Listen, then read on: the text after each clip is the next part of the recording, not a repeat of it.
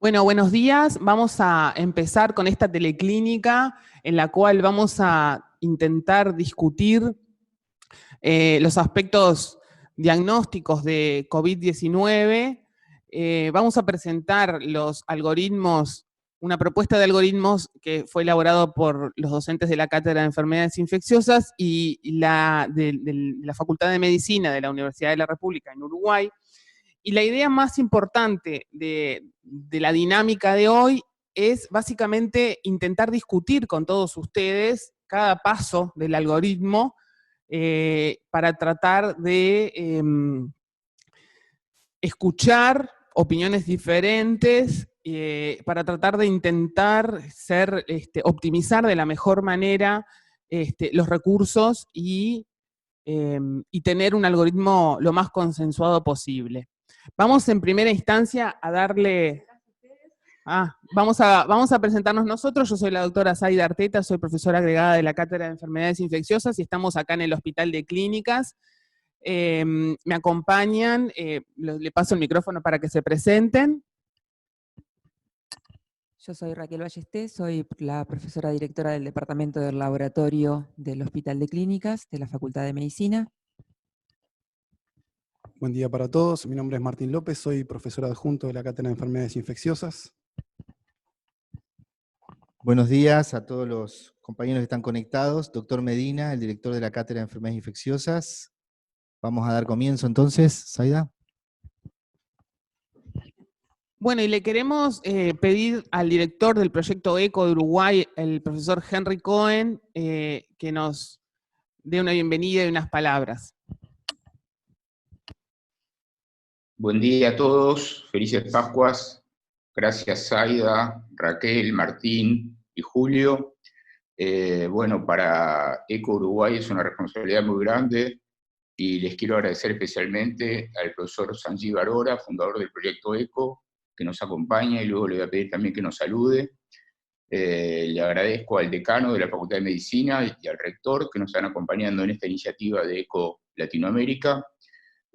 Muy especialmente a la Cátedra de Enfermedades Infecciosas y al Departamento de Laboratorio Clínico de la Facultad de Medicina, del Hospital de Clínicas, y hoy tenemos la suerte de tener invitados argentinos, el doctor Omar Suet, a quien conocí ayer, Omar, en una lindísima conferencia que diste para la Sociedad de Gastro Argentina, a Luciana Spadaccini de la Fundación Huésped de Buenos Aires, y también, por supuesto, nuestro compañero de la Facultad de Medicina, el profesor Juan D'Apueto de Psicología Médica. Sanjeev, if you would like to say hello to everyone, that today is a very important day, and thank you very much indeed for giving us to Uruguay the chance to coordinate this ECO clinic. Thank you, Sanjeev. Go ahead. Well, thank you, Henry, for this great opportunity. It's really a time of great joy for me. First of all, forgive me for speaking in English. My Spanish is not good enough to be able to communicate effectively with you. It's a great joy for me to be able to interact with you on this network. And as I can see, there are 645 of you from all over Latin America who have joined us today. And it's a joy to see you in this collaborative effort. We as a humanity are facing a very unprecedented time. There is an attack on humanity by a biological threat. But more importantly, there is also an emotional side of this pandemic. Physicians and clinicians are worried. They are anxious. There is fear of personally getting it. There is also an emotion of anticipated grief. All of these are affecting humanity simultaneously. And the question we are asking in this network today is, what if we all collaborated together and shared our expertise using the ECHO project? Many of you have probably never heard of ECHO. ECHO stands for Extension for Community Health Outcomes. And the question here is, what we do in the ECHO project is many clinicians typically get together and share information, not disseminating knowledge alone, yes, in the beginning of ECHO clinics, we will disseminate knowledge of experts to all the clinicians. But ultimately, ECHO is an all-teach, all-learn platform where we share the expertise of everyone. It is a platform not just to disseminate knowledge, but it's a platform to disseminate the implementation of best practices. That's a very different goal. Implementation of best practices are different from just knowledge, because you can get all the knowledge you need from Google. So we've asked the question, what if all of us, everyone in Latin America, all the experts in Latin America, all the learners in Latin America collaborated with each other on a Spanish language ECHO project to share expertise, support each other, and customize the knowledge that is available to the needs of each individual country, to the needs of each individual community. And there needs to be 3 types of knowledge that have to be amplified. One is amplification of what we call the public health response. And that means how to set up laboratory testing, how to have quality of laboratory, how to engage in a testing program, how to implement social distancing rules, how to evaluate, how to create models of how the epidemic will spread. This is particularly important for the Southern Hemisphere because winter is going to be coming there on June 22nd and June 21st actually. And that means there is at least a small potential that COVID-19 will increase there. So it is essential for us to amplify the public health response in all the countries. And the second part here, which has 2 subparts, is amplifying the care response. Every primary care doctor, every doctor needs to know how to protect himself, how to work when the personal protective equipment is limited, how to have clinics where patients don't infect each other, how to set up separate, how do you screen a patient at the front desk so it doesn't come in with COVID-19 and infect other people. How do you treat these people? How do you manage a telephone consultation? And the third component we have to do is to amplify the inpatient response of care, of how do you create a COVID-19 floor? How do you manage an inpatient? Who goes to the ICU? What do you do when there's a ventilator shortage? And I'm really grateful to Henry Cohen and the Project ECHO team in Uruguay for taking up this mantle to help us coordinate this effort. But I'm also grateful for all the other ECHO projects going on in Argentina, in Brazil, in Mexico, in Ecuador, and so on, and many, many, many other countries in Latin America who are doing ECHO. But the effort of this is to bring us all together. And Henry, thank you for this opportunity to speak to you for a few words, and thank you for leading this effort and coordinating. I hope you will have experts from many, many countries over the weeks as this network continues.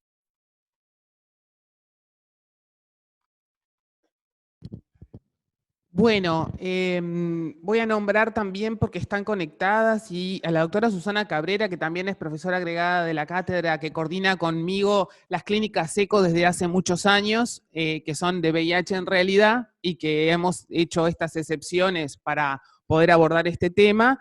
Y también le queremos dar la bienvenida a la doctora Patricia Vázquez, que es jefa del Departamento de Medicina desde el Hospital San Juan de Dios de Santiago de Chile, que es infectóloga, amiga, y que también se conectó para comentar estos algoritmos. Vamos a empezar entonces. La dinámica es la siguiente. Vamos a presentar los algoritmos de forma breve para que todos, que muchos de ustedes quizás ya los tengan, han sufrido algunas modificaciones porque se mantienen en discusión y hay muchos elementos que son discutibles, argumentables y que probablemente puedan ser adaptados a distintas realidades. Lo primero es, vamos a mostrar los algoritmos, que los va a mostrar Martín, y luego vamos a volver a la primera parte y vamos a ir discutiendo parte por parte, por decirlo de alguna forma, de los algoritmos para que podamos opinar. Digo porque la idea es ordenarnos levantando la mano y y vamos a dejar como en la segunda parte para opinar sobre cada uno de los pasos de los algoritmos. Bueno, como decía Zaida, la idea de la presentación de hoy era compartir estos algoritmos en los que estuvimos trabajando en la cátedra, y utilizo la palabra compartir por esto que decía Zaida. Si hay algo que nos hemos dado cuenta en estos últimos varios días que llevamos trabajando en estos protocolos, es que es imposible contemplar todas las singularidades en este escenario de gran incertidumbre que se nos presenta actualmente y para el que muchos no estábamos preparados, y que se ha ido nutriendo con los aportes de las situaciones que hemos enfrentado cada uno de los docentes en nuestra actividad diaria. Por eso la idea es compartirlo y nutrir esto de la discusión que se da el día de hoy. Nosotros lo presentamos como versión 1, pero dentro de la cátedra debe ser la versión 10 o 11 ya. Así que, bueno, la diapo inicial lo que contempla es, sabemos que la disponibilidad de insumos para el testeo es muy variable en cada país, además dentro de regiones en distintos países, e incluso dentro de distintos hospitales. Por eso creo que debe estar claro cuáles deben ser los escenarios de priorización en las poblaciones para uno manejar los insumos disponibles en cuanto a esto. No hay duda de que aquellos que siempre deberían ser testeados son aquellos con infecciones respiratorias agudas graves. Luego, un segundo escenario de priorización, que son las enfermedades tipo influenza en población priorizada. Ahora vamos a ahondar en detalles en cuanto a eso. Luego, infección respiratoria en población priorizada o ETI en población general. Y por último, un escenario de infección respiratoria en población general. Estamos todos de acuerdo que el escenario ideal sería el de testeo en la mayor cantidad de población posible, pero debemos adaptarnos a las realidades de cada región, país, hospital. El primer algoritmo es el de elementos, casos sintomáticos respiratorios sin elementos de gravedad. Entonces tomamos como definición infección respiratoria con o sin fiebre, llamándose la presencia de síntomas y signos de enfermedad respiratoria aguda, alta y o baja, sumando otros elementos diagnósticos que se han evidenciado, que se presentan en estos casos, como puede ser la anosmia, la geusia y la presencia de sintomatología digestiva, principalmente diarrea. En estos casos, lo ideal sería una muestra para biología molecular para SARS-CoV-2, en el cual, de ser negativo, nosotros priorizaríamos promoveríamos la priorización de repetir este test por biología molecular en personal de salud, embarazadas luego de las 36 semanas, por lo que implica en cuanto al manejo de insumos, el trabajo de partos, bloc, etc. Situaciones puntuales de alto riesgo de transmisión o persistencia de fiebre y síntomas por más de 7 días. En esta población, en caso de estar disponible, nosotros estaríamos a fines de repetir el test en caso de ser negativos. Tanto para el test inicial como para este segundo test, en caso de positividad de estos, estaríamos ante un COVID-19 confirmado. Y en caso negativo, bueno, descartaríamos en esos escenarios. ¿Qué población es la que pensamos que debería ser priorizados? Y bueno, acá hablo un poco inmunodeprimidos, personal de salud y otro personal esencial, edad mayor a 60 años, comorbilidades, embarazadas y otros. Acá un poco para las definiciones que tomamos para establecer esto: inmunodeprimidos, pacientes trasplantados, inmunosupresión farmacológica o primaria, VIH con menos de 350 CD4, cáncer en tratamiento actual o reciente, personal de salud, incluyendo personal de atención de centros de cuidados de alta permanencia, como pueden ser los hogares de ancianos, residenciales, clínicas psiquiátricas, centros de rehabilitación, o también servicios privados de acompañantes. Personal esencial fuera del personal de salud, policías, militares y bomberos. Dentro de las comorbilidades, de acuerdo a la evidencia, enfermedades cardiovasculares e hipertensión arterial, diabetes, enfermedades pulmonares crónicas, cáncer, enfermedad renal crónica avanzada, y siempre atendiendo a priorizar la suma de comorbilidades sobre una sola. Luego estaríamos en un escenario de priorización secundaria de test a aquellas personas que sean convivientes de personas con comorbilidades o inmunodeprimidos. Bueno, en la parte inferior del algoritmo lo que vemos son los criterios de retiro de aislamiento, que una de las grandes dudas que surge en este escenario actual es cuándo el personal o cuándo a las personas se les puede retirar el aislamiento. Para aquellas personas que consideramos negativos, los criterios de retiro de aislamiento serían 7 días desde el inicio de los síntomas, más al menos 48 horas sin síntomas. Para aquellos pacientes, personas con COVID-19 confirmado, los criterios de retiro de aislamiento serían 14 días desde el inicio de los síntomas, más al menos 72 horas asintomáticas. Posteriormente se deben mantener las medidas de distanciamiento social e higiene respiratoria como la población general. Estos criterios de retiro de aislamiento debemos adaptarlos para el personal de salud por la potencial diseminación que pueden provocar dentro del ámbito hospitalario. Por eso, lo que proponemos es un aislamiento por 14 días desde el inicio de los síntomas, más 72 horas asintomáticos, y cuando cumpla estas condiciones, realizar test por biología molecular. Si es negativo en este caso, se habilitaría a la reincorporación a las actividades laborales, y si es positivo, el aislamiento por 7 días más. Bueno, el algoritmo 2 para presentar es el de infección respiratoria aguda que requiere internación, IRAG, que son aquellos con radiografía de tórax, ecografía pulmonar o tomografía de tórax patológica. Marcamos un escenario, el primer asterisco es en el que tener en cuenta que la ausencia de elementos patológicos en una radiografía de tórax no descarta totalmente el compromiso pulmonar, y especialmente en aquellos pacientes que se presenten con otros elementos analíticos alterados, como puede ser la linfopenia, la elevación de los dímeros D, LDH u otros. Para estos pacientes, como vimos en la diapo inicial, es el escenario en que deberíamos testear a todos. Entonces, al algoritmo de estudio habitual de IRAG de cada institución, lo que proponemos es realizar el test por biología molecular para SARS-CoV-2. Acá tenemos un segundo asterisco, en el cual marcamos que si existe disponibilidad de test rápido de detección de antígenos en muestra nasofaringea, no anticuerpos, que la doctora Ballesté nos aclara un poco más adelante, que podría usarse como screening, pero que de ser negativo habría que tomar una nueva muestra para biología molecular, o sea, no descarta totalmente, nos serviría por la positiva como screening, pero de ser negativo, no descartaría la realización de un test por biología molecular. Para aquellos pacientes con el test por biología molecular o antigénico, en caso de estar disponible, positivos, ya estaríamos ante un COVID-19 confirmado. Para aquellos pacientes con un test negativo, lo que se recomienda es un segundo test por biología molecular de una nueva muestra a las 24 o 48 horas para disminuir la posibilidad de falsos negativos. Esto de acuerdo a los datos que tenemos en cuanto a sensibilidad y especificidad. También queda el escenario en otro color marcado de valorar la profundización de búsqueda de otras etiologías, como puede ser la realización de un PCR múltiplex para virus respiratorio principalmente y algunas bacterias de hisopado nasofaringeo. En caso de un segundo test por biología molecular negativo, con un diagnóstico alternativo, cerraríamos el caso como que no es un COVID-19. Para un escenario donde tengamos un segundo test negativo sin otro diagnóstico, luego una búsqueda exhaustiva, la recomendación es mantener las precauciones de contacto y gotitas, y si es posible, no ingresar a la cohorte de confirmados. Esto en un escenario de internación múltiple y escenarios de cohortes. Si en caso de cohorte única de pacientes respiratorios, debería permanecer en la misma hasta el alta.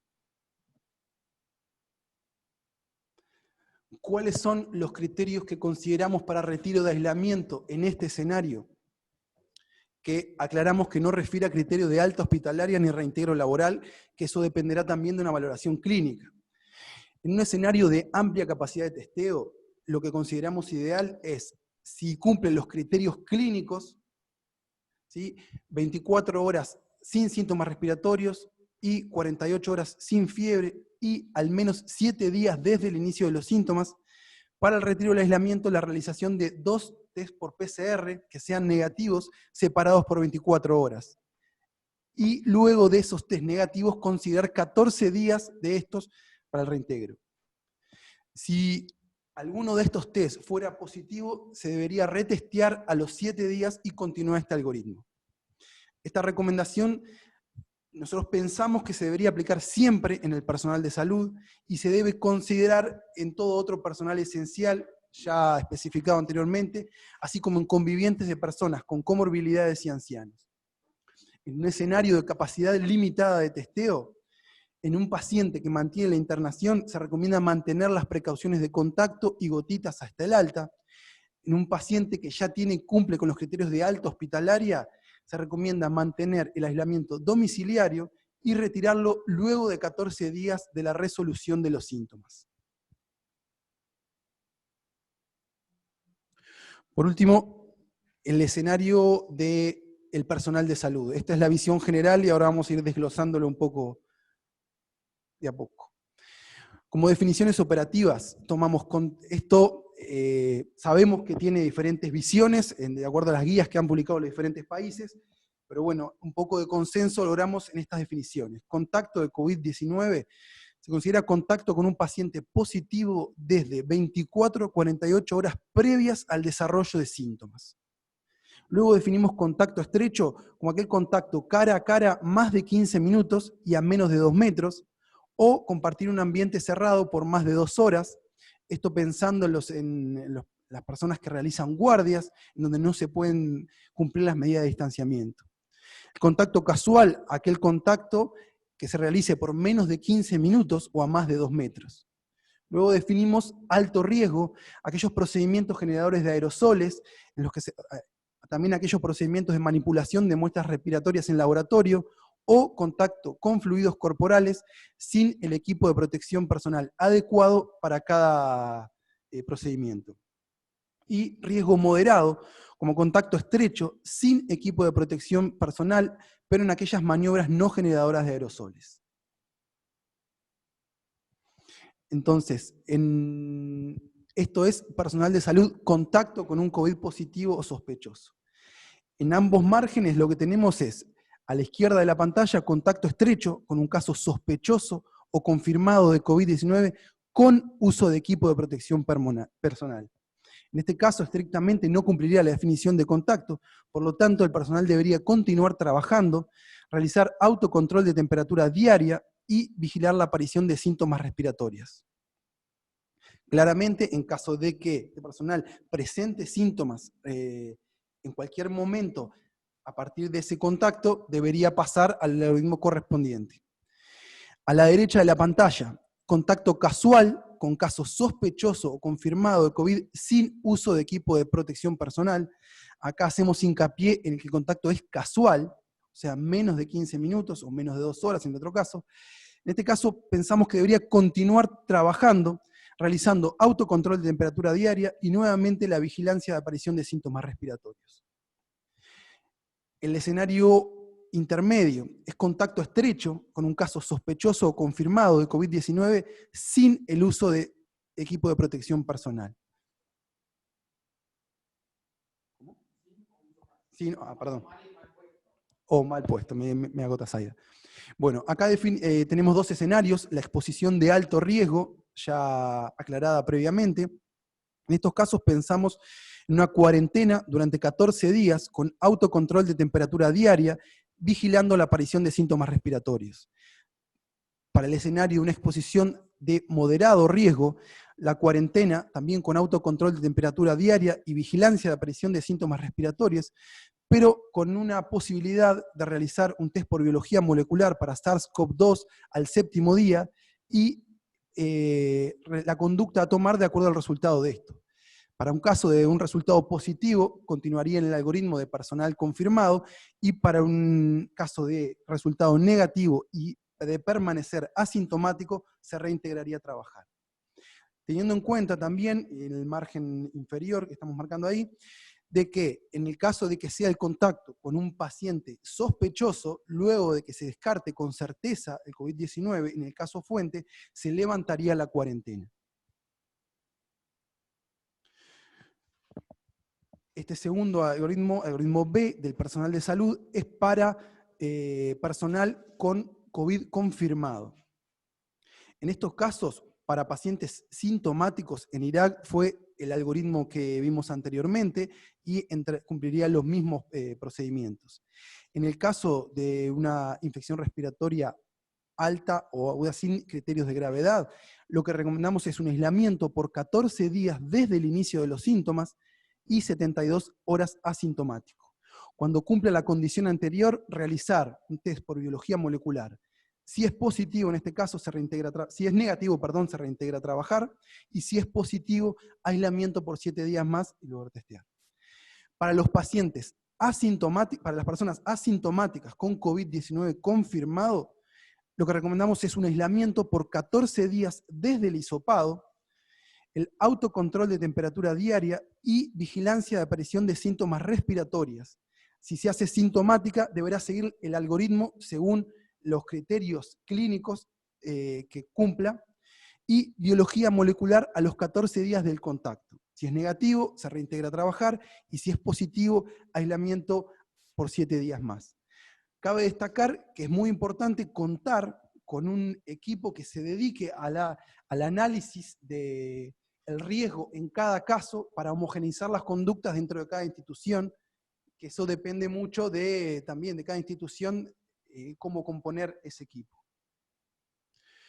Por último, presentamos el algoritmo de testeo y alta de contactos asintomáticos de caso confirmado o presuntivo. En escenarios de capacidad de testeo reducida, en un contacto de caso confirmado, pensamos la importancia de priorizar el testeo por PCR, por biología molecular, de personal esencial a los 7 días. De ser negativo, podría reintegrarse a las actividades, y de ser positivo, el aislamiento debería completarse por 7 días más. Para el resto de la población, reintegrarse a los 14 días del contacto si permanece asintomático. Hay un escenario, bueno, para personal de salud, es el escenario anterior, pero también debemos considerar una situación particular que es el personal de salud, contacto conviviente de una persona COVID positivo, en el cual habría que adaptar el algoritmo en base a la presentación clínica de la persona, del conviviente positivo, y que debe ser analizado en cada caso. Bueno, ahí finalizamos.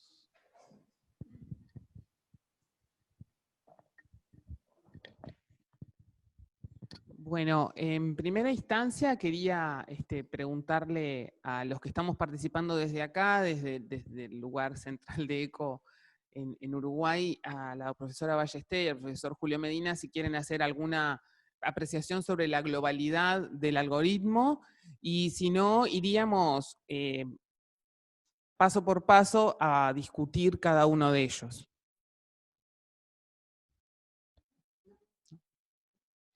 Bueno, ¿podemos poner la primera placa? Como decía Martín, en esta placa nosotros quisimos, como pensando en la disponibilidad de los test, hacer un criterio de priorización sobre qué poblaciones deberían ser priorizadas en caso de escasa disponibilidad o mejor disponibilidad, incluso mejor, hasta llegar a una disponibilidad sin restricciones, por decirlo de alguna forma. Entonces, quizás poder discutir esto primero, ¿no? Que serían como criterios de priorización en las poblaciones.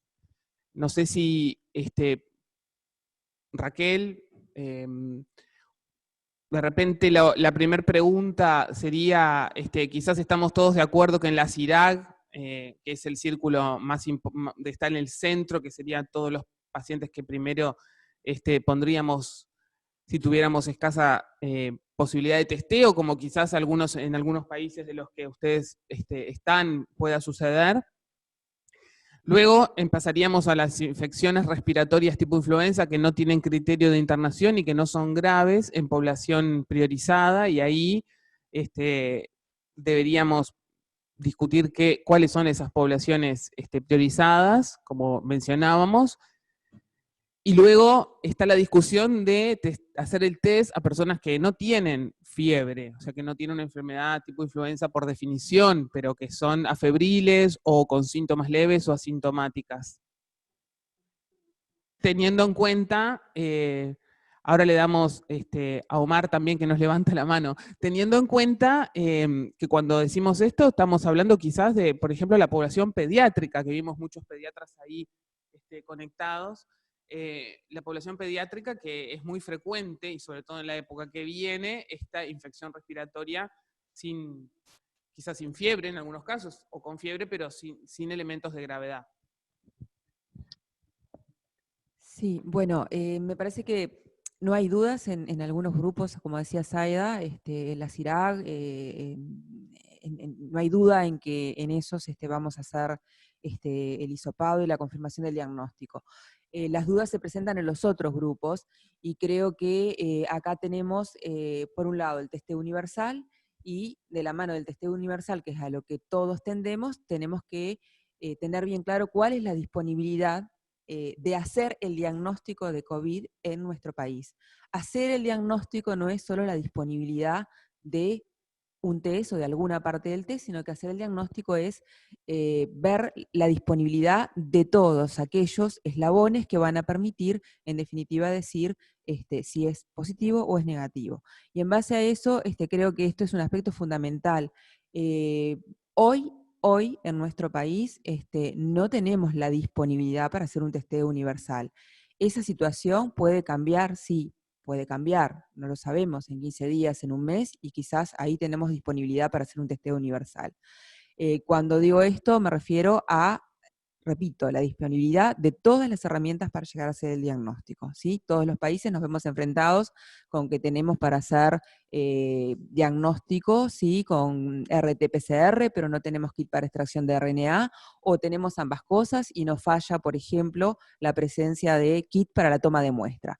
Entonces, si contemplamos todos esos aspectos, nos parece que deberíamos priorizar, ¿sí?, a qué infecciones respiratorias nosotros vamos a testear, porque si decimos, bueno, infección respiratoria con fiebre o sin fiebre, eso significa que vamos a testear absolutamente a todos, ¿sí? En esta época que nos viene ahora en el invierno, vamos a testear a todos los cuadros respiratorios. Entonces ahí la disponibilidad del diagnóstico en nuestro país se acaba rápidamente, la disponibilidad de testeo. Entonces creo que en los dos grupos que están más arriba, ¿sí?, en el gris y en el naranja, tendríamos que definir con claridad, ¿sí?, qué priorizar en esa población, ¿sí? En las otras creo que no hay duda y que hay que priorizarlas, pero si no, rápidamente se nos va a acabar la disponibilidad. Significa que todos los niños que tienen un cuadro de rinitis, un cuadro, ¿verdad?, respiratorio alto, los vamos a testear. Entonces, si bien es discutible, y entiendo que quizás esa es la vía a la que tendemos todos para poder establecer, ¿sí?, los aislamientos necesarios, establecer las cortes necesarias, lo veo inviable hoy en nuestro país. Repito, esta situación puede cambiar, pero hoy es inviable.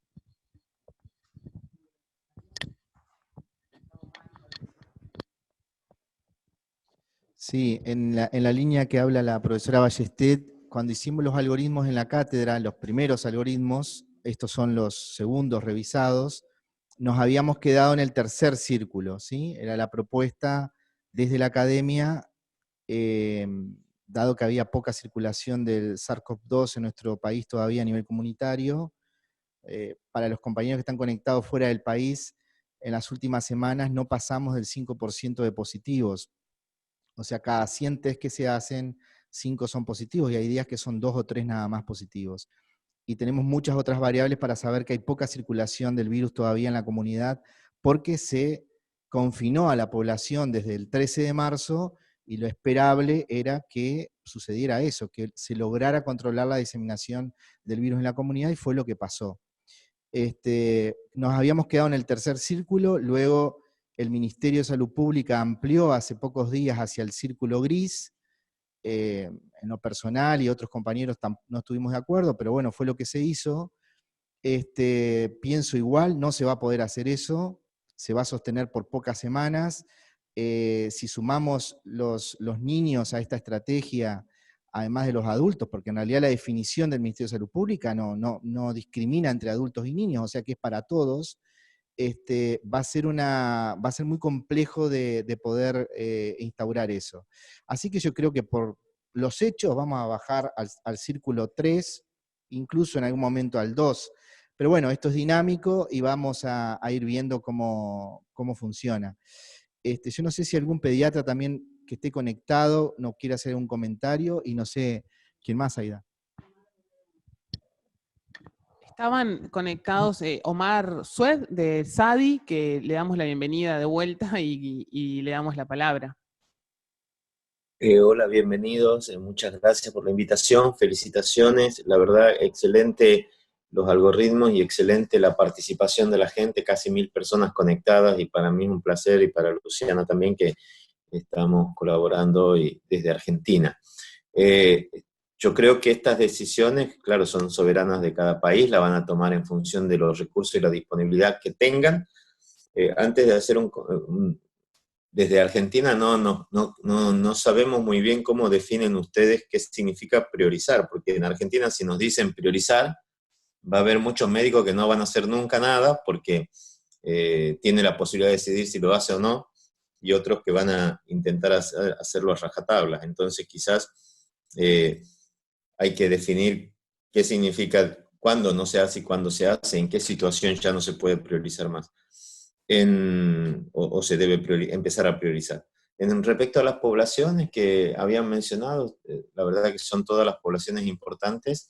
Sin embargo, yo agregaría ahí en la segunda diapositiva, no solamente el personal de los centros que trabaja en los centros de atención de geriátricos o psiquiátricos, sino también las personas internadas y los presos, digamos, o los privados de libertad, que son lugares de encierro donde el potencial de transmisión es muy diferente al potencial de la comunidad general. Y dentro de las comorbilidades, la verdad que la inclusión de hipertensión te aumenta un 40% el número, y hay muchísima discusión si la hipertensión sola hay que incluirla o no. En fin, con respecto a ese grupo de personas que priorizaríamos, digamos, si sería un grupo priorizado, también está el tema de los convivientes. Es difícil decir, porque no hay estimación, convivientes de personas con que son grupos de riesgo. Yo lo eliminaría ese concepto porque es muy difícil de estimar después las necesidades. Quizás sí habrá que priorizar a convivientes de contactos previos, que en este momento es muy bajo. Entonces, una vez que ya tenemos definido las personas priorizables, después el tema aquí es cuál de estos círculos uno se queda. Yo creo que he dejado de ver la diapositiva que estaba puesta anteriormente, pero en el grupo inicial no hay duda en Irak, no hay duda en ETI, en población priorizada, y a partir de ahí debería ser ETI en cualquier otra población, digamos, en situaciones de circulación comunitaria. Si ustedes llegan a identificar ciudades con circulación comunitaria que ya han perdido el contacto con gente que ha venido de afuera o con otro contacto positivo, ahí sí que en esas ciudades habría que hacer en cualquier ETI. Después, pero en otras quizás no, después tienen infección respiratoria con o sin fiebre, y ahí es el gran dilema.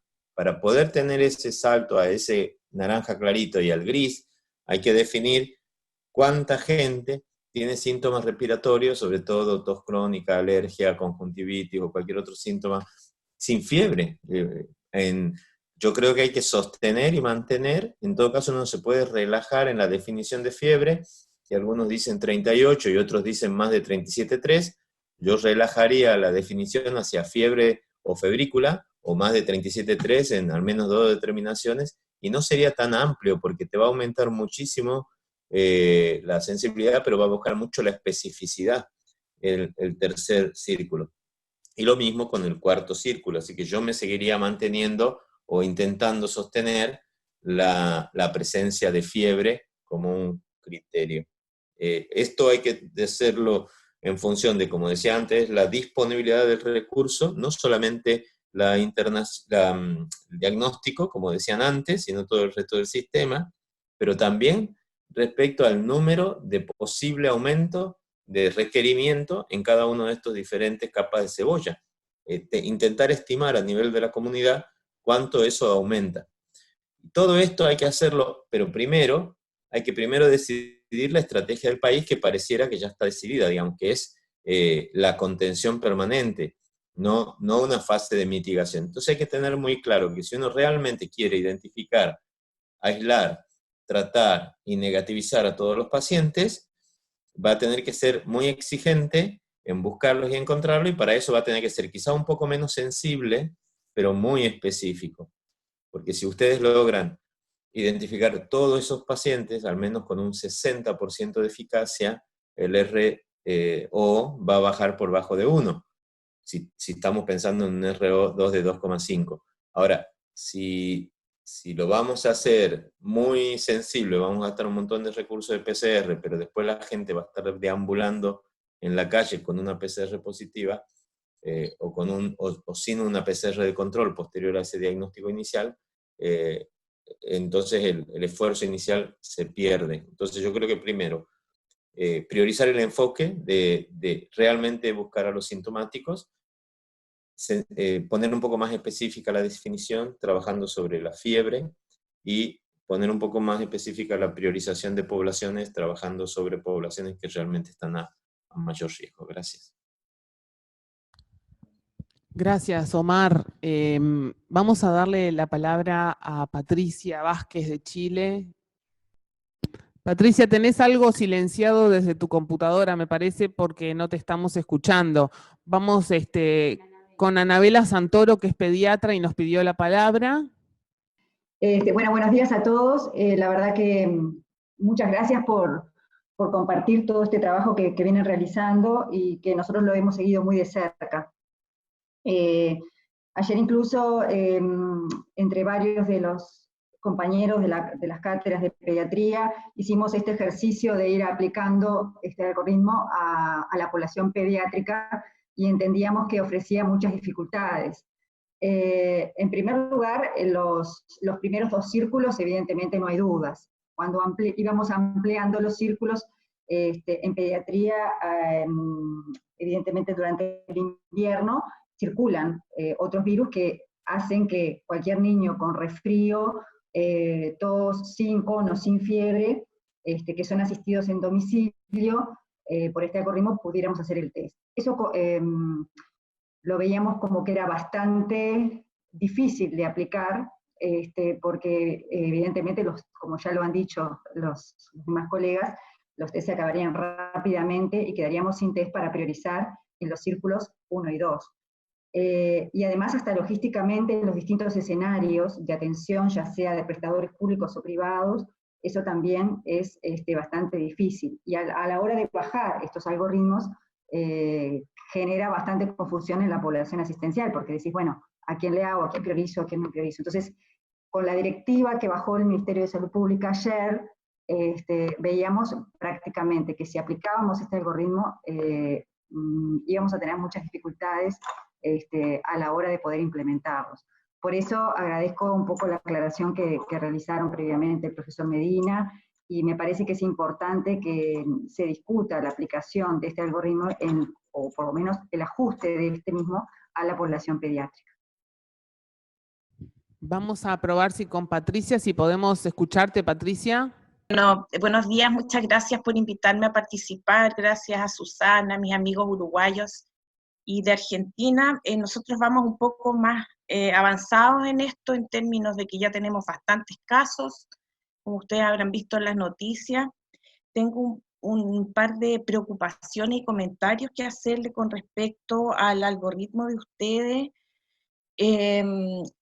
Uno no sabe que tiene circulación comunitaria hasta que hace el test en la comunidad, por lo tanto, yo creo que es fundamental para poder darse cuenta, testear en la comunidad, quizás con el círculo 3, no ampliarlo tanto, pero quizás hasta el tercer círculo que ustedes tienen.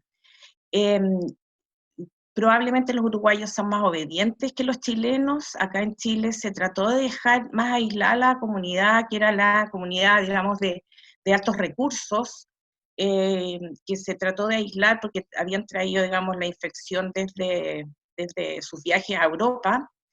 Pero cuando uno ve los análisis, por ejemplo, en Italia, la infección en la comunidad da cuenta de que la circulación también se produce en un porcentaje altísimo por pacientes asintomáticos, o sea, que nunca se creyeron en riesgo.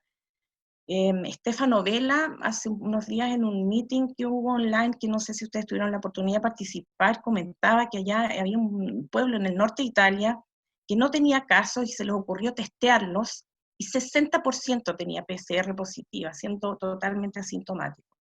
Entonces creo que en una primera etapa, aunque sea difícil y colapse un poco los laboratorios, hay que enterarse de la circulación comunitaria para poder tomar las acciones, sobre todo a nivel hospitalario.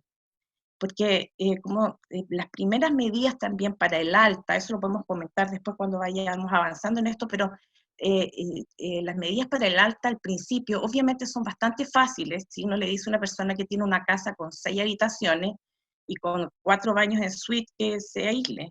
Pero cuando ya tenemos los pacientes en el hospital, hemos tenido el problema de no poder darlos de alta porque viven en 2 piezas con un baño compartido, y hemos testeado pacientes, testeamos una embarazada que afortunadamente no tuvo mayores complicaciones respiratorias, y a los 21 días todavía estaba positiva. Eso se ve además, en esta embarazada fue particular porque ella, si bien tenía imágenes pulmonares, no hizo una infección severa, no requirió ventilación mecánica. Pero también se ha visto que los pacientes que requieren ventilación mecánica, que tienen una enfermedad grave, excretan virus por mucho más tiempo de lo que se pensaba inicialmente, hasta 21 días. Creo, por lo tanto, que la mirada, sobre todo para tomar las medidas al principio, tiene que hacer ampliar un poco más el diagnóstico. Y por supuesto, al mismo tiempo que uno hace el COVID, realizar inmediatamente un panel respiratorio para las otras enfermedades estacionales, flu A, flu B, adeno, VRS, porque nosotros estamos en un escenario distinto a lo que vivieron los países europeos que están entrando en la primavera. Nosotros vamos a entrar al invierno. Entonces eso también nos da otro escenario. Gracias.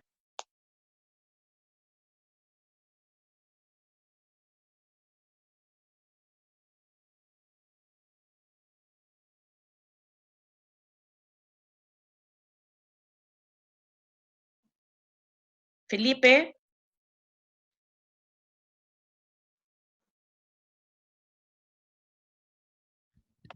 Patricia. Sí, ahí sí te escucho. Ah, bien. Te preguntaba, Julio Medina de Uruguay, ¿qué tal? Sí, hola Julio. Gracias por tu comentario. Te preguntaba cuántos test hace Chile diariamente. No tengo idea, pero a ver, deben ser cerca de 1000, pero te lo puedo averiguar, no quiero mentir. Bien, porque Chile tiene 5.5 veces más población que Uruguay. Nosotros venimos haciendo 300, 400 test por día. Ahora, ayer se hicieron 600. O sea que el nivel de testeo que se venía haciendo antes que se abriera la definición en Uruguay, es como que si ustedes estuvieran haciendo ahora más de 2000 test por día. Mira, puede ser, no me atrevo a decirte, te averiguo y te cuento. Dale. Pero nosotros Gracias. nosotros partimos con muy bajo testeo, y el problema ese fue justamente que cuando se amplió el testeo, ya, mira, te resumo, en mi hospital, hace 2 semanas no teníamos ningún paciente, y en este momento tenemos 14 ventilados COVID. Eso en 2 semanas, es una explosión. Afortunadamente nos habíamos preparado en el hospital, pero cuando ya está, ya se te pasa la mano, digamos, para poder asumir esta responsabilidad. Por eso creo que hay que ser más amplio en el testeo inicialmente.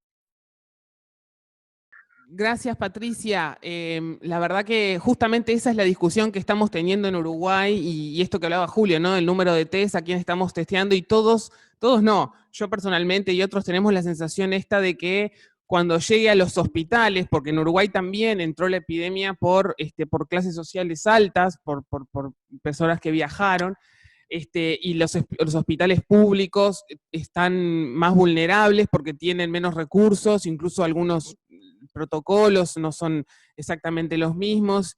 Y de los 600 test que decía Julio que se hicieron el día de ayer, que aumentó, se duplicó lo que se testeaba por día, 320 corresponden a un hospital psiquiátrico donde hubo un caso y bueno, y hay 17 positivos, o sea que es un brote dentro del hospital.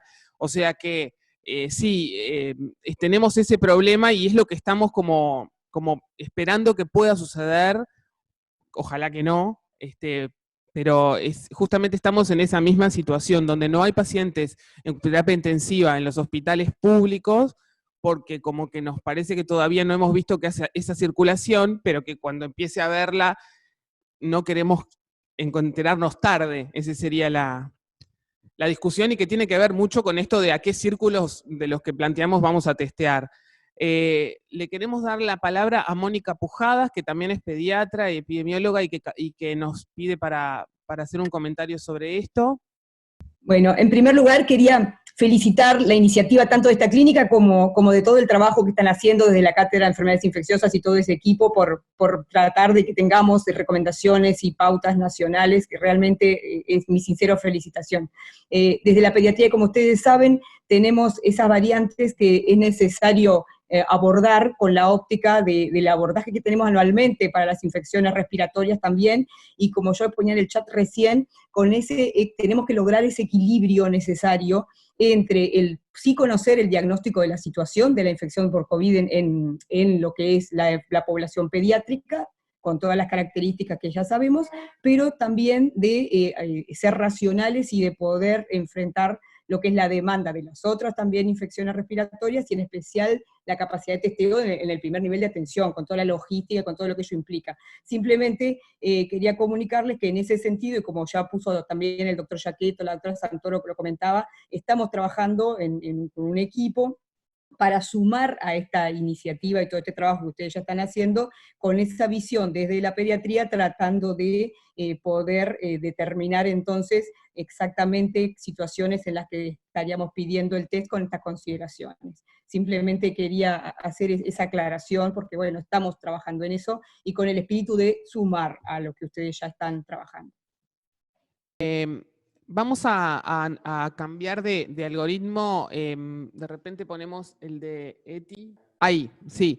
Vamos a analizar un poquito porque acá queremos detenernos en uno de los puntos más importantes para nosotros y discutidos para nosotros acá con el equipo y con la profesora Ballesté sobre dos preguntas tendría yo para discutir. Una, cuando un paciente con IRAG, el test da negativo, asumiendo que la muestra se tomó adecuadamente, nosotros estamos planteando, bueno, que obviamente además de valorar otras etiologías, porque bueno, eso marca que puede ser otras etiologías, por supuesto, la realización de un segundo test por biología molecular con una nueva muestra, o sea, una nueva toma y un segundo test, y en todo este algoritmo también la inserción de los test rápidos. No estamos hablando de los test de anticuerpos, sí de los test que tienen antígeno como test rápido y el valor de eso. O sea que serían dos puntos que son los más discutibles de este algoritmo de IRAG, que son la repetición del test por biología molecular en caso de negativo,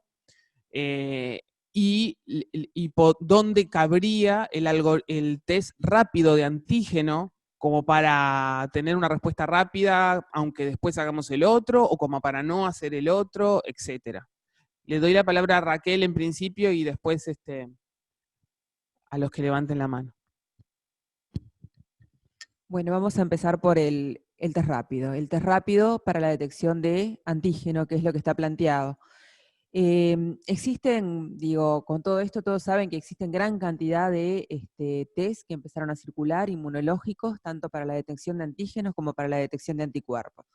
En algunos algoritmos inicialmente se introdujo la detección de antígeno, ¿sí? en secreciones justamente, pero bueno, se introdujo como para decir positivo, es un positivo y no hacemos más nada, ¿tá? Esto es totalmente discutible. Los test rápidos para detección de antígenos no están totalmente probados y tenemos que hacer el análisis en dos sentidos. Por un lado, la sensibilidad del test y por otro lado, la especificidad. En cuanto a la especificidad, actualmente en aquellos países que trabajaron con test rápidos han visto que el positivo requeriría la confirmación por parte de un estudio de biología molecular para SARS-CoV-2. O sea, con esto quiero decir que, bueno, que los test rápidos tienen falsos positivos. Pero el negativo, que es el otro que nos preocupa, deberíamos estudiarlos de otra forma. ¿Por qué? Porque la sensibilidad de estos estudios, en la mayoría de los trabajos de quienes los han usado, es de alrededor de un 50%. O sea, cuando, por ejemplo, en la SEIM a fines de marzo introdujeron el test rápido, ¿sí?, como un paso para decir positivo o negativo, consideraban que podía ser un primer paso siempre y cuando la sensibilidad de este test fuera mayor del 70%, ¿sí? Y en un escenario epidemiológico de elevada prevalencia, ¿tá? La realidad es que la mayoría de estos test, repito, tienen una sensibilidad de 50%. Esto, desde el punto de vista de diagnóstico, es igual a tirar una moneda, ¿sí? Un test que tiene una sensibilidad de 50% no sirve. Si es negativo, tengo que buscar otra forma de poder hacer diagnóstico. Y si es positivo, debería confirmarlo. Entonces creo que si a eso sumamos que en nuestro país no tenemos estos test evaluados correctamente, o sea, no lo tenemos circulando, y sumamos la experiencia en otros países, yo hoy, repito, hoy, esto es un escenario dinámico, como decía hace un rato el profesor Medina, mañana puede cambiar, pero lo que sí tenemos que tener claro, que para poner en un algoritmo un test, cualquiera sea de estos test, debemos evaluarlos previamente, ¿sí?, en nuestra población contra, en este caso, los test por biología molecular para SARS-CoV-2. O sea que, en suma, yo no lo pondría por los motivos que expresé. Uno, no lo tenemos aún en nuestro país, no se ha evaluado en nuestro país, y los países que lo han utilizado han dado marcha atrás y lo han sacado del algoritmo. O sea que la sensibilidad de este test diagnóstico y la especificidad es discutida, y por lo tanto creo que tenemos que hacer diagnóstico con los estudios de biología molecular SARS-CoV-2. En cuanto al segundo punto, voy a ir medio rápido, si hacer o no hacer en este grupo de población un segundo test de biología molecular. Bueno, creo que acá lo que tenemos que considerar es el tiempo en la fase de la infección que está, o sea, cuando ese paciente fue sintomático, porque si uno piensa que es en los primeros días, o sea, si estamos a los 7 días de lo que sería la fase inicial, ¿sí?, la replicación viral es intensa, y seguramente en esos pacientes no vamos a tener problemas diagnósticos porque vamos a poder tener una PCR positiva, confiable, y no le tenemos que tener miedo al falso negativo. Ahora, si estamos en un paciente con una fase más evolucionada, ¿sí?, con más de 10 días, entonces ahí estamos en la fase 2 o en la fase 3, ¿sí?, más lejos todavía, y allí, aunque hagamos 2 test o aunque hagamos 3 test, o los que hagamos, si la infección ya es baja y no hay replicación viral en la vía aérea superior, no vamos a encontrar el test por esta forma. Entonces, creo que hay que considerar en este algoritmo la etapa de infección para poder decidir en quiénes hacer o quiénes estaría indicado una segunda PCR y en quiénes no estaría indicado.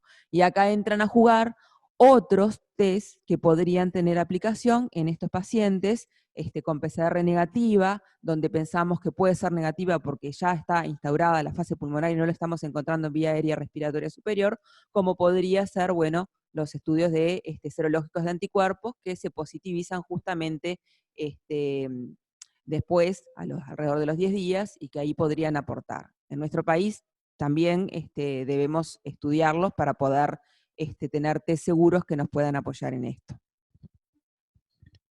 Acá hay una pregunta en el chat sobre cuando tendríamos los 2 test negativos, o no, o bueno, quería preguntarle al profesor Medina que nos haga un comentario sobre esto, ¿no? ¿Cuándo podemos, está un poco en el algoritmo, pero es algo que entiendo es discutible, podemos o no sacar un paciente de la cohorte teniendo en cuenta la patología del propio paciente y después teniendo en cuenta que estuvo en la cohorte, ¿no?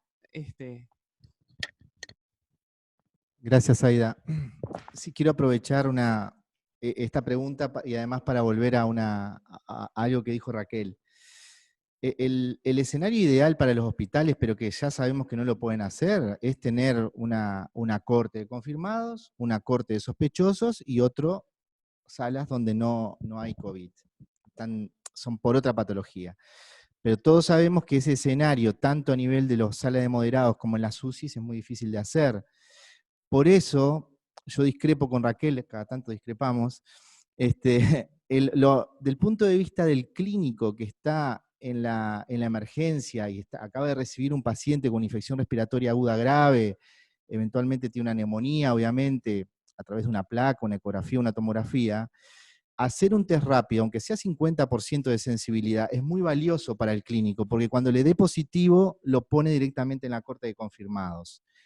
Yo entiendo que puede haber un problema de especificidad, sobre todo por los otros coronavirus. Pero los otros coronavirus, los coronavirus del siglo pasado, no suelen dar infecciones respiratorias agudas graves y menos con neumonía. O sea que una cosa es que en un escenario de laboratorio pueden haber falsos positivos o cuando uno testea antígeno en pacientes que no tienen infecciones graves, y otra cosa es cuando el paciente tiene un IRAG, una infección respiratoria aguda grave, muchas de ellas van a ser con neumonía. Yo no voy a estar esperando que ahí aparezca un coronavirus de los del pasado, los del siglo pasado, digamos los clásicos. Si yo tengo un antígeno positivo ahí a coronavirus, voy a sospechar que en esta época de pandemia va a ser el SARS-CoV-2. Por lo tanto, si ya de prima puedo limpiar la mitad de mis pacientes que llegan a la emergencia, aunque sea 50%, no es un dato menor para nosotros. Lo ponemos directamente en la corte de confirmados y nos ahorra, porque ¿qué pasa con la biología molecular? Nunca la vamos a tener ni en 6 horas, ni en 8 horas, probablemente la tengamos para el otro día recién, para otros escenarios fuera de Montevideo, insisto, hay que pensar en el interior, van a tener la biología molecular capaz que 48 o 72 horas después. O sea que si tenemos un test que es rápido y rápidamente nos dice a un 50% de los enfermos que es un SARS-CoV-2 confirmado, aunque tenga algún problema de especificidad, creo que es valioso desde el punto de vista de la estrategia clínica y de la estrategia de diseño donde yo pongo al enfermo en la corte. Porque si no, lo que va a pasar es que, como no puedo tener el dato de biología molecular rápido, ¿dónde pongo a ese paciente? ¿En qué corte la pongo? Ese es el primer problema. El segundo, la pregunta si, bueno, también hay que valorar una cantidad de aspectos clínicos ahí, ¿eh? ¿El negativo? No, el negativo va para sospechoso, el otro queda confirmado. O el negativo, ¿dónde queda? Está bien lo que decís. El confirmado lo pongo confirmado directo, eso seguro. Y el sospechoso, ¿dónde lo pones? No lo puedes poner con confirmados. Sí, pero bueno, pero te sacaste el seguro, los que están... Porque el sospechoso... No, está bien tu pregunta. Pero yo no sé si... para el médico que está viendo el enfermo, saber que está frente a un paciente con SARS-CoV-2 confirmado a través de un antígeno, confirmado entre comillas, pues ya entendí el problema de especificidad, pero yo ese problema me lo saco, porque los otros coronavirus no me van a dar un IRAC, salvo que sea un inmunosuprimido grave, uno ya está parado en otro escenario. La otra pregunta que tiraron, que fue que preguntaron si 2 PCRs negativas frente a un IRAC puedo sacar al paciente de la corte. En el algoritmo está puesto, ¿no? Dijimos que si no se confirmó otro diagnóstico, es difícil, primero porque ya está metido en esa corte. Segundo, ya está hace 1 o 2 días antes que te llegue la biología molecular. Ahí están poniendo, ¿no? Está ahí abajo la aclaración. Negativo, sin otro diagnóstico luego de búsqueda exhaustiva, mantener precauciones de contacto y gotitas. Claro, búsqueda exhaustiva frente a un IRAC es hacerle de repente, además de hacer todo lo que hacemos, ¿no? Hemocultivos para neumococo, etcétera, es hacer un múltiplex PCR por hisopado nasofaringio, buscando los otros virus respiratorios y las otras etiologías. Eso hay que mirarlo caso por caso. Pero en el medio de circulación intensa del virus, si tenemos, aunque tengamos 2 PCR negativos y no pudimos conformar otra etiología, es difícil sacarlo de la corte.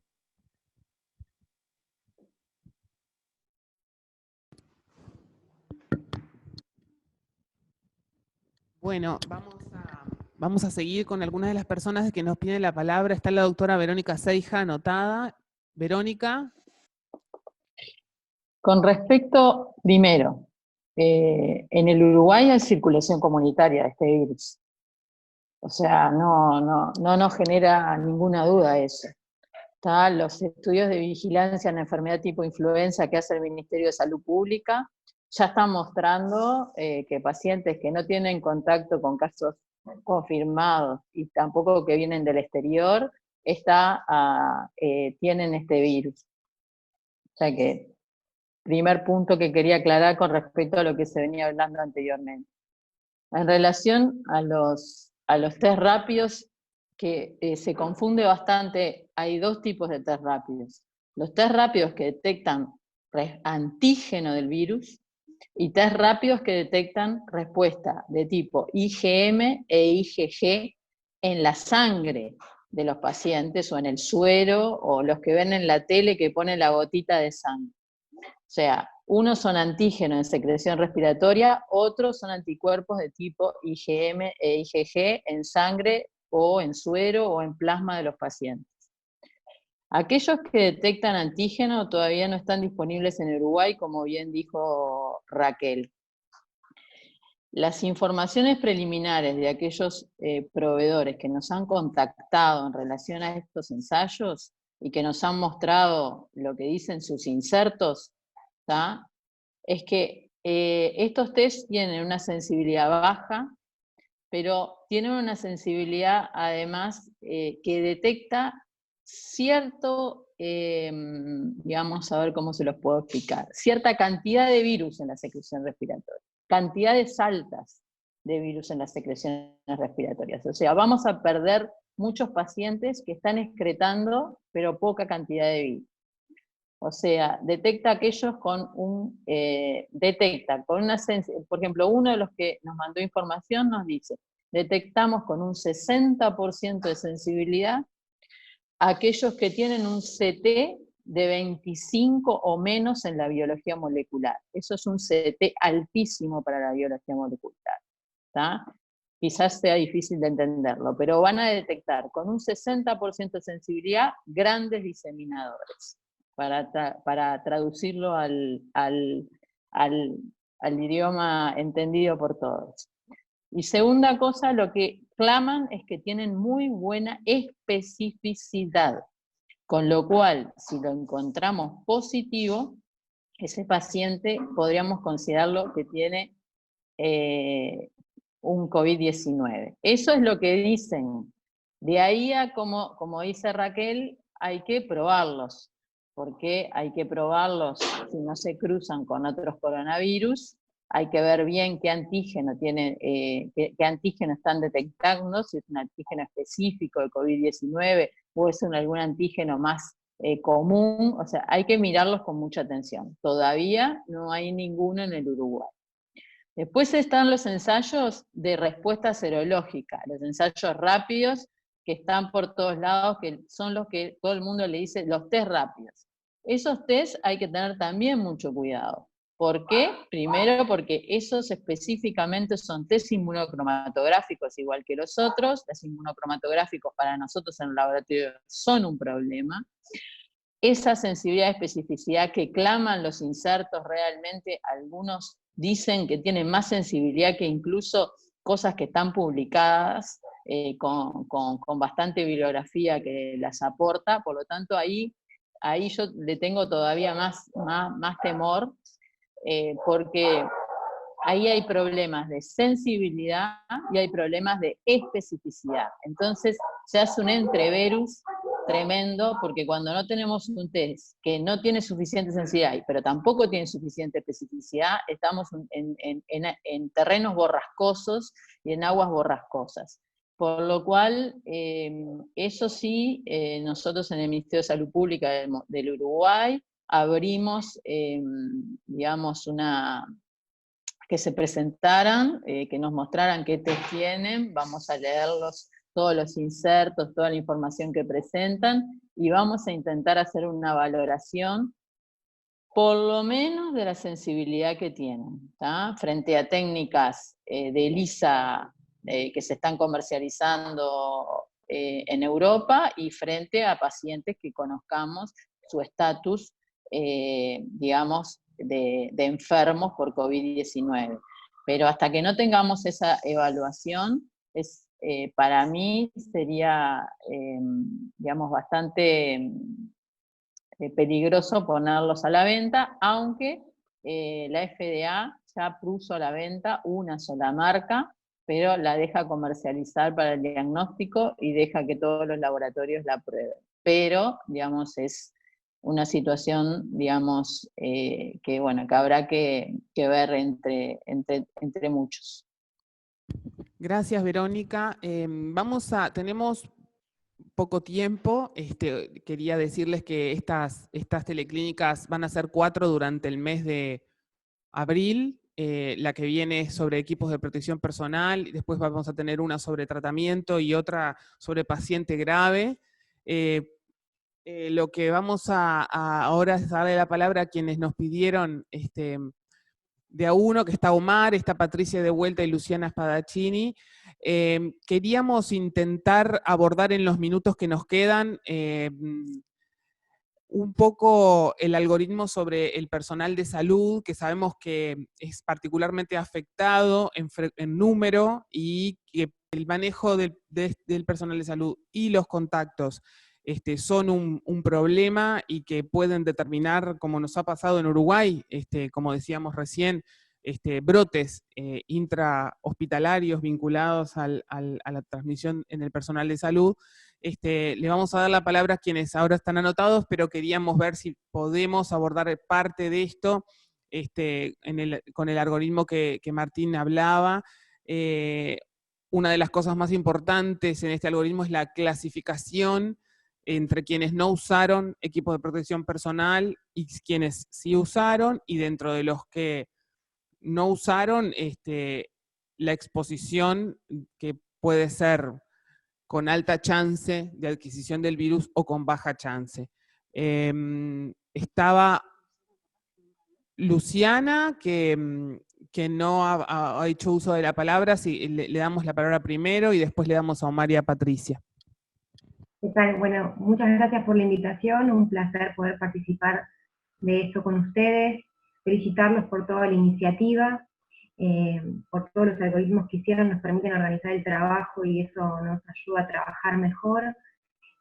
Solamente algunas cuestiones que algunas ya las comentamos con Omar cuando nos reunimos, con respecto a la diapositiva anterior, lo que se está haciendo en Argentina en todo paciente que ingresa con una insuficiencia respiratoria aguda grave. Nosotros tomamos una segunda muestra solamente cuando el paciente, la primera muestra fue tomada muy tempranamente, o cuando hay peoría de los síntomas, o cuando no hay otra causa justificada. En esos casos estamos haciendo segundas muestras de PCR en los pacientes que están ventilados. Y por otro lado, a veces uno tendría miedo tal vez de no encontrar la PCR positiva en pacientes que estén en una fase más inmunológica. Sin embargo, lo que estamos viendo es que a pesar de estar en una fase inmunológica, los pacientes gravemente enfermos mantienen persistentemente las PCR positivas. No sabemos si esa PCR positiva se traduce en un virus vivo, por decirlo de alguna forma, porque no hacemos cultivo celular, pero hemos tenido pacientes que están hace 20 días internados en terapia intensiva y persisten las PCR positivas. Por otro lado, con respecto al algoritmo del personal de salud, nosotros lo que estamos haciendo, más que nada con los asistentes de salud, tanto los enfermeros como los kinesiólogos que han tenido contacto, y en algunos casos que han enfermado, nosotros les pedimos una PCR negativa para reingresar al trabajo.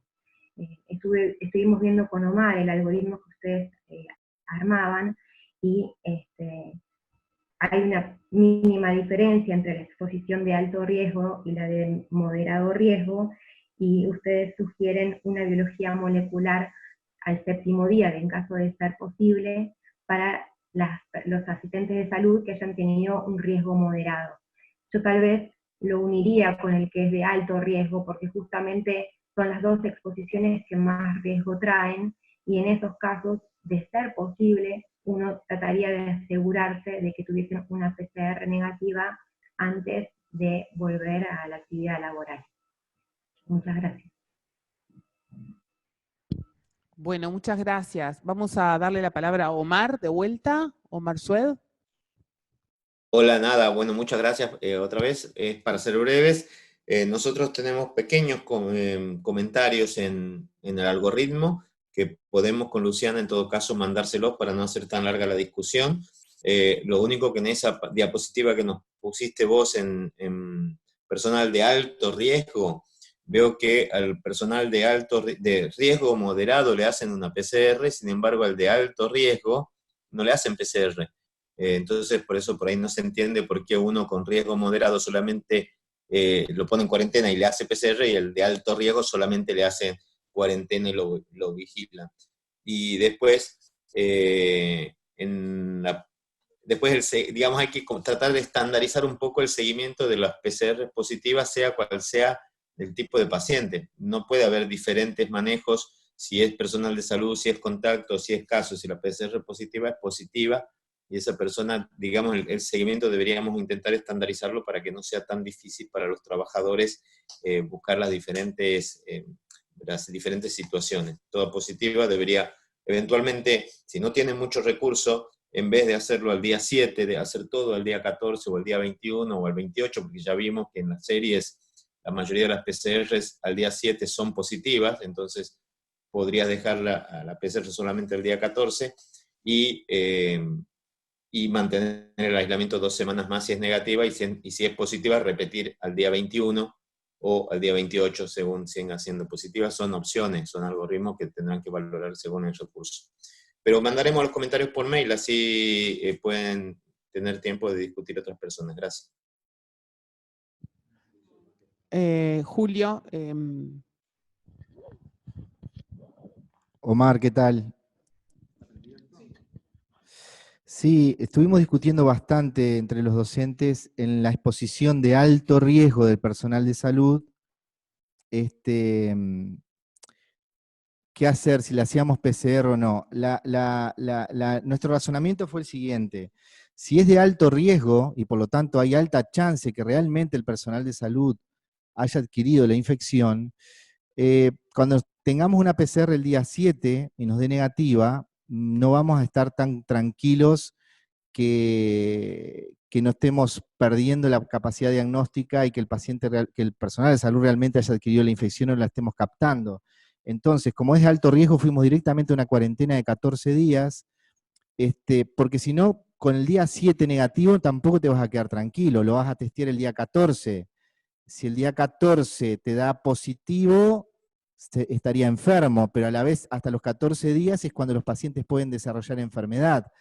Entonces, en realidad no ganábamos demasiado haciendo PCR, porque al día 7 íbamos a quedarnos intranquilos, aunque se la repitiéramos al otro día, porque si fue de alto riesgo puede desarrollar la infección hasta el día 14, y lo que hicimos, bueno, monitoreamos, se va en cuarentena, y si en los 14 días no desarrolló síntomas de infección, el personal de salud no se infectó. Esa fue la lógica. En el que estaba con riesgo moderado, por una cuestión simplemente de estrategia para no perder tanto personal de salud en esta época, lo testeamos al día 7, si da negativo lo testeamos al otro día, y si da negativo se reincorpora a trabajar.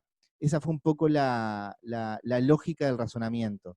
Hay otras escuelas que le hacen PCR, pero no lográbamos entender qué ganábamos con tener una PCR el día 7, por ejemplo, para un grupo que no íbamos a confiar en que estábamos descartando eficientemente la infección cuando había sido de alto riesgo. Esa fue la lógica.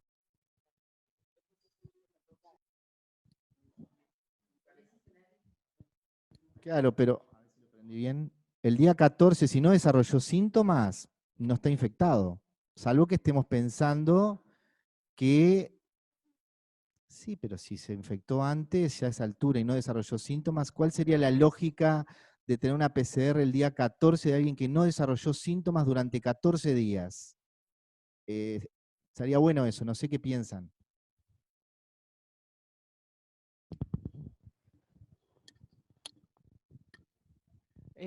Patricia, de Chile. Hola, yo quiero referirme un poco a lo del personal de salud, no tanto en el algoritmo, sino que tenemos que estar conscientes que muchas veces el personal de salud no se contagia en el hospital, se contagia en su comunidad, se contagia en la casa. Entonces tenemos que tener precauciones también en el contacto en el hospital. Nosotros distribuimos, por ejemplo, en los ascensores que se usan, la cantidad de personas que podían estar en el ascensor, estimular que los ascensores en el hospital los use solo la gente que necesita, que se mantenga la distancia en los casinos donde comen, almuerzan, etcétera, porque ¿qué es lo que pasa? Y yo les prometo que si no me invitan más los entendería, pero les voy a aguar la fiesta, porque ustedes que son personal de salud están compartiendo un micrófono, y a la única que he visto echarse alcohol gel en las manos es a Zaida. Y son esas las cosas que tenemos que empezar a cuidarnos, porque es como ver las imágenes maravillosas y conmovedoras de los médicos italianos que han hecho un trabajo increíble, abrazándose con todas las EPP puestas. O sea, no podemos permitir esas cosas. Entonces, aparte del algoritmo, quiero insistir en las medidas de autocuidado del personal de salud dentro y fuera del hospital, en la comunidad. Eso es fundamental. Gracias. Estimados todos, se nos ha terminado el tiempo. Le vamos a dar la palabra al profesor Giacchetto, que nos pidió hace tiempo y nos lo habíamos pasado por alto, y después a la doctora Susana Cabrera, que coordina con nosotros la clínica ECO, y bueno, y se nos terminó, en realidad ya se terminó, vamos a tomar unos minutos más. Gustavo. Bueno, no, muchas gracias por invitarnos. En realidad, felicitarlos por la iniciativa, la verdad que es muy importante. Y bueno, quería simplemente traerles una cuestión que, bueno, quedará para responder después, pero PCR positiva no necesariamente es igual que contagiosidad, y eso es un factor que también complica, digo, ¿no? Para análisis de lo que le pasa al paciente, ¿no? O sea, que depende también del momento evolutivo de la enfermedad, si tiene síntomas o no tiene síntomas. Hay que ser cuidadoso con la reiteración y la interpretación de esa PCR. Eso es lo que me parecía como un comentario de lo que estaban discutiendo. Más allá de eso, quería reforzar algunas cuestiones que mis compañeras dijeron. Para nosotros, lo que ustedes han hecho es un aporte muy importante, pero yo insisto que le falta a esto una mirada de un componente pediátrico, la ampliación de la definición de caso sospechoso genera problemas operativos, ¿no? A la hora de la asistencia, ¿no? Si bien es cierto que nosotros queremos hacer más test y la técnica de testeo es fundamental para el control de esto, hay que ser conscientes de que la disponibilidad, no hablo de test, sino que hablo de hisopos y la logística que esto implica, y sobre todo fuera de los ambientes hospitalarios en el primer nivel, es muy compleja. Por lo tanto, creo necesariamente en que hay que afinar un poco más la definición, me parece. Lo segundo, que hay que contemplar que los niños estén presentes de alguna manera en este algoritmo, no probablemente por la severidad, sino porque son vectores importantes de transmisión comunitaria. Tercero, creo que nosotros tomamos muchas cosas de comorbilidad y cosas de ustedes. Los niños van a ser un problema de transmisión, no van a ser un problema de... Pero cuando se crucen los virus, cuando vengan los brotes de los otros virus, van a ser un problema asistencial muy serio.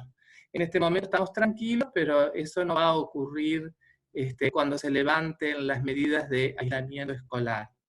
Entonces, ese componente creo que es muy importante trabajarlo. Lo tercero, creo que no habría que insistir con técnicas diagnósticas, que los referentes del laboratorio están insistiendo, tienen índices fijos de sensibilidad y especificidad no apropiados para la toma de decisiones. Hay que usar lo que tenemos y lo que hay experiencia y lo que se puede acrecentar la experiencia. Esa es como un poco la opinión, y por supuesto me parece que va a ser absolutamente necesario priorizar bien. Muchas gracias. Gracias, Gustavo. Vamos a darle la palabra a Susana Cabrera, que también nos pidió hace rato y la teníamos silenciada. Y después vamos a tener que ir finalizando, pero no se desconecten, porque tenemos varios anuncios. Más bien. Quería volver un poquito para atrás por el tema de lo que comentaba Omar y que luego comentó Julio también, de la exposición de alto riesgo, la cuarentena de 14 días. A mí me parece que lo tenemos que rever, ya sé que estamos cansados de rever los algoritmos, pero me parece importante quizás el testeo, si el paciente, si el expuesto estuvo asintomático, al 14 días para el reintegro no me parece que sea una mala opción el testeo, porque estamos diciendo que hay una gran proporción de personas que tienen el COVID que son asintomáticos. Entonces, creo que en ese escenario tendríamos que replantearnos si allí no hacer el testeo si permanece asintomático para el reintegro. Y después, unas consideraciones un poco más macro, ¿no? Nosotros sabemos, todos hemos leído que los lugares donde han tenido mayor éxito han sido los de mayor testeo y distanciamiento social. Entonces, si bien todos tenemos una cabeza muy clínica y estamos pensando en algoritmos, con priorización, en una situación que tenemos ciertas restricciones del testeo, creo que a otro nivel que nos superan nosotros, pero que es el nivel más político, tenemos que hacer llegar esta necesidad de tener un testeo ampliado y que se plantee una estrategia de testeo ampliado como una estrategia de contención de la dispersión de esta infección. Entonces, no podemos bajar los brazos en ese sentido, porque todos sabemos que las estrategias de éxito han pasado por testeo y aislamiento social. Y acá hay consideraciones súper importantes. El tema de los niños. Si no los vamos a testear, no pueden vivir con los abuelos. O sea, hay un conjunto de situaciones que debemos tener en cuenta para que van más allá del testeo y que tienen que ver también con el aislamiento social. Lo que quiero decir con esto es que capaz nuestra cabeza no es la de salud pública, pero tenemos que ese componente lo tienen que analizar quienes sí tienen cabeza de más sanitarista y más de estrategia global y de salud pública.